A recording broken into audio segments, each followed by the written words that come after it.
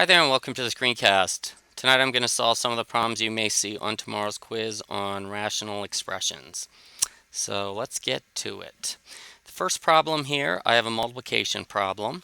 So I'm going to have to factor everything and then cross out terms that appear in both the numerator and denominator and then multiply across. So it looks like I only have to factor one thing, and that's the numerator of the first expression.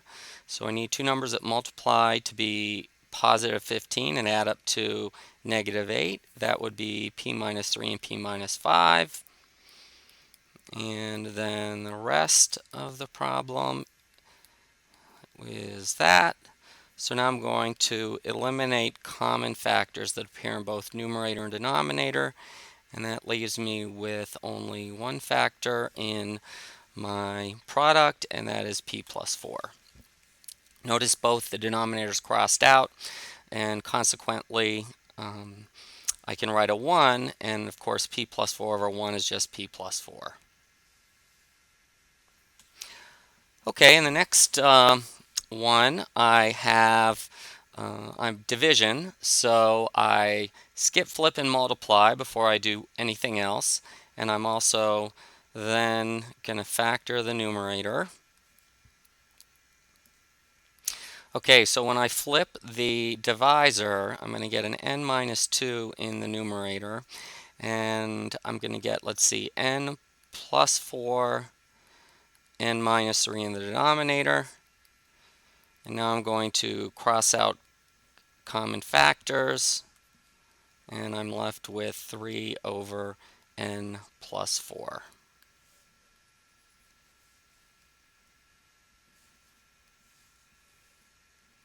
All right, and then the last one I'm going to do is subtraction problem.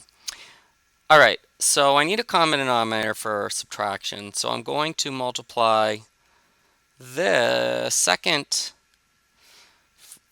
rational expression by n plus 3 over n plus 3, which happens to be whatever this denominator is. And then the other fraction, I'm going to multiply by 3n minus 4 over 3n minus 4. So let me be fancy and I'll get rid of that so you can see it better. So I'm going to do 3n minus 4 over 3n minus 4. And now I'm going to have a common denominator of 3n minus 4 times n plus 3. And I can just leave it that way. And now my numerator is going to become, I'm going to have to distribute twice and then subtract. So this is going to give me 6n minus 8. And then I'm going to be subtracting 3n squared plus 9n.